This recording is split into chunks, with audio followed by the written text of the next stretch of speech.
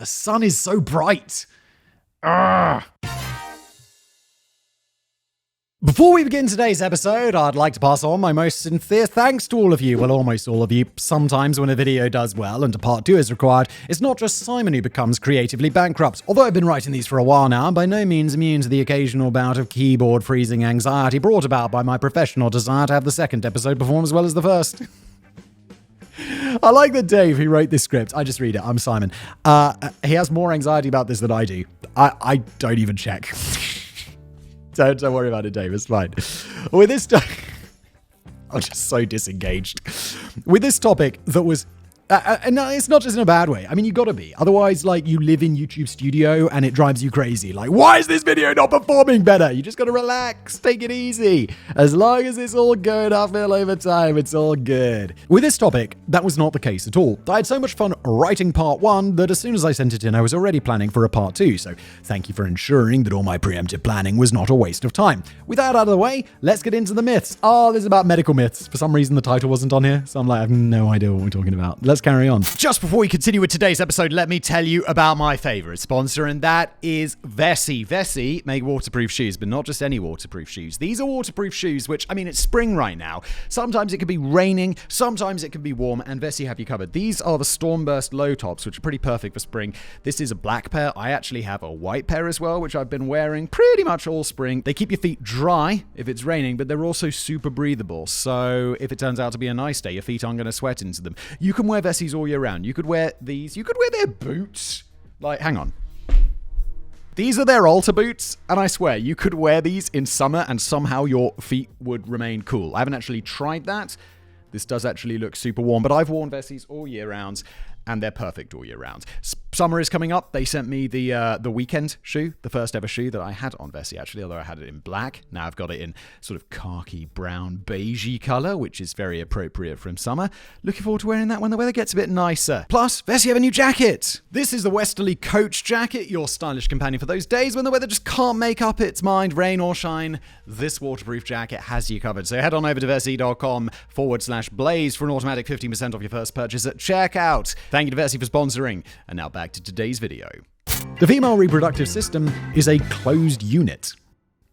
What the fuck does that mean? And why is it starting with the disclaimer? The information contained within this entry, once learned, cannot be unlearned. In the words of my wife, once you learn the truth, you will think about it constantly and shudder whenever you do. Don't get me wrong, I am by no means suggesting that you should skip this entry, far from it. In the interests of sweet, sweet watch time, my advice to anybody who is now experiencing feelings of trepidation is to put on your grown-up pants and suck it up. Grow up. Huh? Oh God, what are we talking about? I just don't want anybody to be able to say that I didn't warn you. What are we going to talk about? Dave, what are we going to talk about? Why do I have to learn it? So what am I going on about? If you base your internal image of the female reproductive system on those simplified diagrams from school, as many people seem to do, then you're probably under the impression that everything joins together nicely. By this, I mean that the vagina is connected to the cervix to the neck of the uterus, the fallopian tubes to the uterus, and the ovaries to the fallopian tubes. And if you thought that, Dave, well, you think that I remember a lot more from biology class than I do. Whilst this is mostly correct, the fallopian tubes are, in fact, not connected to the ovaries at all. What this means, in practice, is that the ovary releases the egg, and then it is down to the fallopian tube to sort of vacuum it up. At this point, you might be thinking something along the lines of, well, what's so unsettling about that? Well, nothing. However, given that we're essentially dealing with an open-ended tube, stuff can come out of it as well. Stuff including sperm, which at this point has nowhere else to go but into the abdominal cavity. Here is what one gynecologist who posted a video to TikTok had to say on the matter. I'm so sorry to have to be the one to tell you this, but those swimmers don't just stop when one of them meets the egg. The rest of them continue on their merry way until they reach the end of the fallopian tube, which, as we know, is open to the abdominal cavity.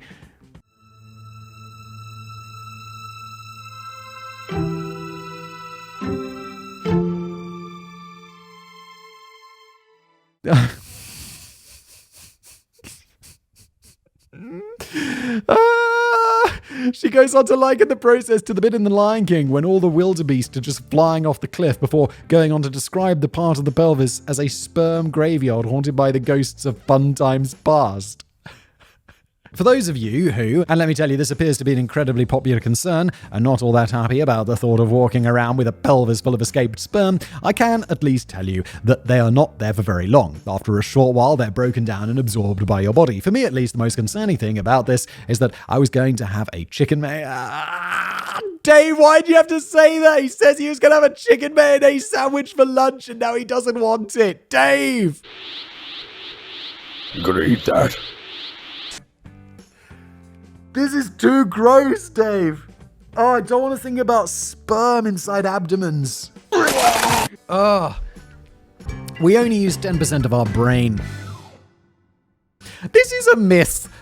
Is it even a myth anymore? Because this is like, everyone knows this is nonsense, right? Although you'll still see a movie and they'll be like, you only use 10% of your brain. It's like, oh my God, when did this movie come out? Haven't we dispensed with this already? Haven't we got rid of this bullshit?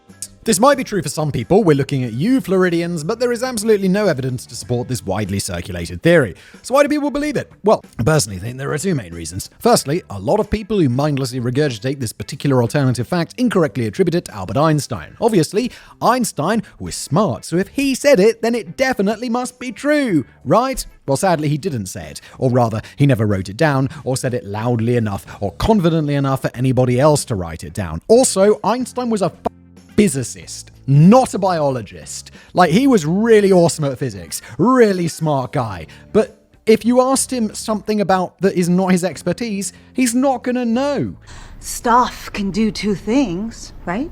It's like, just because someone's really good at something doesn't mean they're good at other things. And people often make this mistake. Secondly, during the 1900s, the self-improvement scam was prevalent. Perhaps not quite as prevalent as it is now, but it still was pretty popular. Sound familiar? Did you know that the vast majority of people are only using 10% of their available brain power? Did you know, due to recently developed advanced techniques, you can tap into the dormant areas of your brain and unleash the awesome power of your full potential? If you're tired of not being able to add two simple numbers together, never fully understanding what your peers are talking about at dinner parties, or constantly in pain because you can't read the signs that tell you to mind your head, then contact me, Dr. Empty Your Wallet, and unlock that potential today. Yeah. I feel like it's just people selling a course, isn't it? Due to the, shall we say, predictability of the kind of people who fell for this junk, it is perhaps understandable that they spread their newly acquired wisdom as far and as wide as possible. But why are we so sure it's not true? Put simply, that would be brain scans. Put slightly less simply, it is possible to scan a brain and see which parts of it are being used at any one time. Yeah, it's called an fMRI, functional magnetic resonance imaging or something like that, where they scan your brain and they can see what's lighted up, and they're like, oh look, lots of parts, not just 10%. Whilst we're still not always 100% sure exactly what each part of the brain is doing all the time, we do know that most of it is doing something. Yeah, it's also like if you got shot in the head, right? You're probably dead. Whereas if you only use 10% of your brain, you'd be like, oh, so 90% chance it's probably going to miss a bunch of shit, isn't there? I'll be fine. If someone is hypothermic, you should rub them vigorously to help them warm up. That's right. In my pants. Whoa! This is one I thought was true. Really? I mean, it's probably not gonna make much of a difference though, is it? If you're hypothermic, you gotta move around, right? I remember I was camping once, like a few winters ago.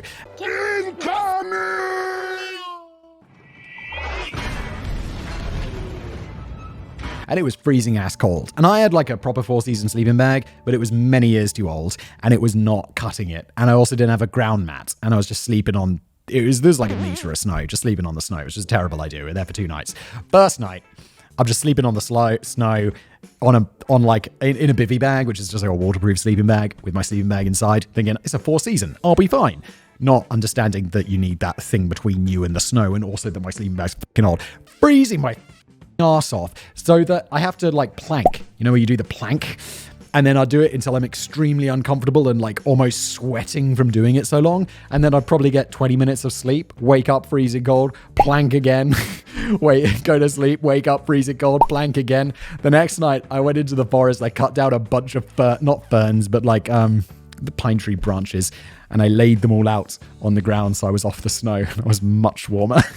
At approximately 2:15 this morning, being the 25th of April, 2024, whoa, this was This was written a long time before I'm recording it. Being the 25th of April 2024, I completed and submitted a script for a side project called Survival Tips That Will Kill You Part 2. I was going to include... You know, it's a weird coincidence. I made the thumbnail for that this morning. I was going to include an interesting fact about hypothermia in the script, but then I remembered I had a reasonably interesting story that I could include, and so it was removed, adapted, and added to this list. About 15 years ago, I was invited to one Christmas party at a comedy club in Portsmouth, Gunwharf Quays, which, if you are fortunate enough to be unfamiliar with, is often affectionately described by locals as the best place to be on a Friday night if you can't be bothered to get on a train. Google reviews! As it happens, in order to return to the area of civilization where I lived at the time, along with a few friends, we were walking through the sleet and snow to the train station. As we passed through the area of the city that still included benches with anti-tramp bars... What the f*** is an anti-tramp bar? Oh, is this how you've got a bench? They do this at airports. Like, where there's a bench, and then they've got the armrests in between, and you can't... Those aren't for comfort, right? They're to stop people lying down and, like, sleeping at the airport, which is a bit harsh, because it's not like people are voluntarily sleeping at the airport. Their flights are delayed. What the f***? One of my friends noticed an obviously homeless man who appeared to be rather worse for wear. Although he'd obviously started the evening asleep on the bench, he had somehow half rolled off and now had his head and shoulders on the ground. All of us had, at one time or another, spent at least a couple of nights sleeping rough, so we took pity on the guy and decided to wake him up and ask him if he wanted some hot food or at the very least a cup of coffee. As we tried to shake him awake and explain that it'd probably be a lot more comfortable without his head on the ground, we realised that he was both completely unresponsive and exceptionally cold to the touch. He's dead. As I called an ambulance, the most sober of my friends carried out a brief examination and discovered that he was at least still alive. Having already missed the last train, we all hung around until the paramedics arrived, and when they did, witness one of the most bizarre professional interactions of all time. There were two paramedics, a young cocky guy who was obviously very new to the job, and a middle-aged lady who was clearly a veteran. As she quickly checked the patient's vitals, the young guy partially removed his jacket and began to vigorously rub the exposed hands and forearms. Patiently at first, his colleague told him to stop doing that straight away because if frostbite had set in, then small ice crystals could damage the affected tissue. After she repeated this warning several times with less and less patience, and he repeatedly answered with, "It's okay, I saw this on YouTube." How are people so dumb? You are surely following this person around and training on the job with them because they know what they're doing, and that's how you learn to do it. Shut the f*** up and listen.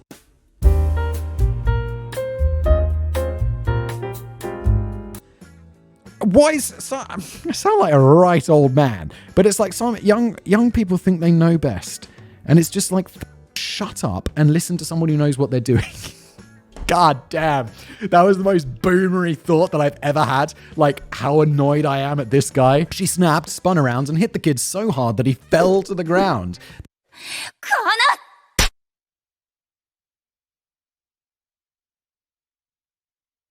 Hey. You got knocked the f*** out, man! This done, she calmly asked us if we wouldn't mind helping get both of them into the ambulance while muttering something to the effect of, "I've had to put up with that little wanker all week." Yeah, dude, I sympathize. Now I'm getting close to middle age. I found out middle age was 40. I got 3 more good years. Several days later, I was once again in possession of both my sobriety and an internet connection, and I did a little research just to find out which one of them had been correct. I wonder... As you will probably not be surprised to hear, it was not the lad who put more faith in YouTube videos than the advice given to him by somebody with years and years of training and experience. The only problem with this entry is that even as I am writing it, I can see that the implied advice is almost paradoxical. Not the advice about rubbing someone who is hypothermic. Almost any semi-competent medical professional will back this up. The advice about not taking too seriously information what you pick up in YouTube videos. The information that I am, in fact, delivering to you through a YouTube video. Never mind, I shall just have to trust that the majority of you are in possession of at least some common sense. Yeah, maybe, Dave. It depends on their age, Dave. Men and women have a different number of ribs.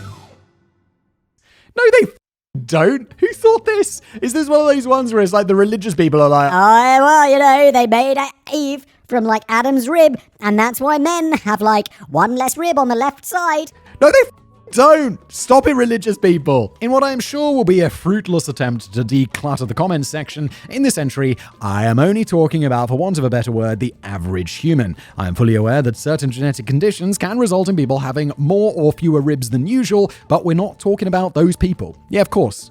I'm sure some people have less ribs. Like people in my family, my nan has less teeth. I have less teeth. These are little baby teeth. I've mentioned this before. But people have to, genetics is weird. Interestingly, being born with less than 12 pairs of ribs is called agenesis of ribs, which might just provide a clue as to where this particular myth originated. Humans have 12 pairs of ribs. This fact is ably demonstrated by this brief extract taken from an article in The Lancet. There are 12 pairs of ribs in your body, each attaching at the back to the vertebrae in the middle of your spine and the thoracic vertebrae. 10 of these pairs come to the middle to attach to the breastbone or sternum at the front via the costal cartilage. You can feel them all. The final 2 pairs are what we call floating ribs. Yeah, these ones at the bottom, as they don't actually attach to anything at the front. No matter your gender, this is the situation. So given that it's not actually that difficult to pop along to a museum and verify this for yourself, why do so many people insist on believing that men have fewer ribs than women? I have never heard of this before. Is this really something people believe? If you believe this, let me know in the comments, because I want to read it for you. To answer this question, it is necessary to crack open a copy of the most prolific of all misinformation spreading literature, the Bible. Is it really from the Bible? People really believe this? According to Genesis 2, God made Adam from some dust that he had lying around, and then he removed one of Adam's ribs in order to make Eve. Why did he make Eve from dust as well then? I don't know. I'm cockney. I'm uncultured. Why'd you have to take Adam's poor rib out? Granted, it's been a long time since I read the Bible, but as far as I recall, the reason for his doing this is never satisfactorily explained. Being a wizard of such prodigious power, God could have presumably also made Eve from dust, Dave and I. Same page. But I suppose it is just plausible that he used the last of his supply. That, or those who wrote the Bible had him do it this way in the story to not so subtly imply that women are somehow lesser beings because they were made from a discarded piece of a whole man. I don't know if I'd consider the rib that he surgically extracted from me or just ripped out of my body as a discarded piece. I'd have quite liked it, to be honest. I certainly wouldn't wish to speculate on the matter. People get really upset when you diss their imaginary friends. Shark cartilage supplements can cure cancer. Oh my god, again, this is not one I've heard of, but why do people believe this? The idea that shark, or sometimes bovine cartilage, can help cure cancer is one of those persistent myths that just refuses to go away. Is it? Again, I've never heard of this. Who's sucking down some shark cartilage and being like, that'll fix that lung cancer right up? No. But just why do people believe this? Humans have been massive dicks to sharks for thousands of years now. Yeah, because sharks are scary. The problem is, the fear and hatred that most of us have towards these creatures is entirely unwarranted. Sure, it is just possible that if you go into the sea, you might be bitten by a shark, but given that the majority of people watching this episode live in a country where lots of states allow you to shoot someone for trespassing on your property, complaining about the occasional nip when you swim uninvited into somebody else's "the sun is so bright" into somebody else's home, at best, is a little hypocritical. Yes, I know that one shark can completely destroy an entire school of fish, but they do this for survival purposes only. Yeah, and it's not like you're innocent of destroying thousands of chickens. Whereas the mindless destruction that often occurs in the American school system is largely down to people's inability to let go of an outdated constitution. Ooh, Dave, you were just worried about people getting angry in the comments about imaginary friends. This is another one, Dave. So, where am I going with this? It seems that someone, somewhere, decided that sharks did not have it bad enough with being caught, having their fins chopped off and hurled back into the ocean to bleed to death, so they looked into the possibility that ground-up shark cartilage could do a better job than actual medicine. The idea may not have gained a great deal of traction if it weren't for the publication of W. Lane's book, Sharks Don't Get Cancer. Before we get into whether or not there is actually any scientific evidence to suggest that shark cartilage can cure cancer, it's probably worth noting that not only can sharks get cancer, scientists have known about this for well over 100 years. So it's all bullshit, is it? Mate, come on. Just in case though, Gary K. Ostrander, PhD, Vice Chancellor for Research and Graduate Education at the University of Hawaii at Manoa, decided to check and published his findings in a peer-reviewed article in an issue of Cancer Research. It just feels appropriate that the dude who's doing research on sharks is in Hawaii. Lays out there surfing, collecting sharks, something like that. However, just because sharks can get cancer doesn't mean that their cartilage can't be used to fight it. So let's look at another article from The Lancet. At first glance, the information seems positive. 2 glycoproteins. Jesus Christ. Unpronounceable name. Cyphronastatin, maybe? 1 and 2 have been isolated from cartilage of the hammerhead shark and reported to have strong anti-angiogenic activity and to inhibit tumor neovascularization. This mechanism could, in principle, be helpful in human cancer, but is there any evidence that shark cartilage preparations do any good? Well, turns out, not really. These food supplements are taken orally, and one might ask whether 2 glycoproteins allegedly responsible for anti-angiogenic activity reach the bloodstream at all, since macromolecules are not usually absorbed by the intestinal tract. However, some macromolecules can cross the gastrointestinal tract in human beings, so small amounts of cyphronastatin 1 and 2 could therefore escape digestion and find their way to a solid cancer via the bloodstream. Even if this were true, many of the commercially available shark cartilage food supplements contain only binding agents or fillers without any anti-angiogenic activity. But what about the alleged evidence presented in the book? Not only did it transpire that none of the trials he carried out ever underwent peer review, Surprise! the supplement he used for his trials was manufactured by a company owned by his son. Oh, what? What a coincidence. You're telling me there was money involved in this thing? What? Weird. In 1999, the Food and Drug Administration pursued an injunction to prevent this supplement being sold as a cancer cure. I think all that remains to be said at this point is really leave the sharks alone. God damn, that was the most boomery thought that I've ever had.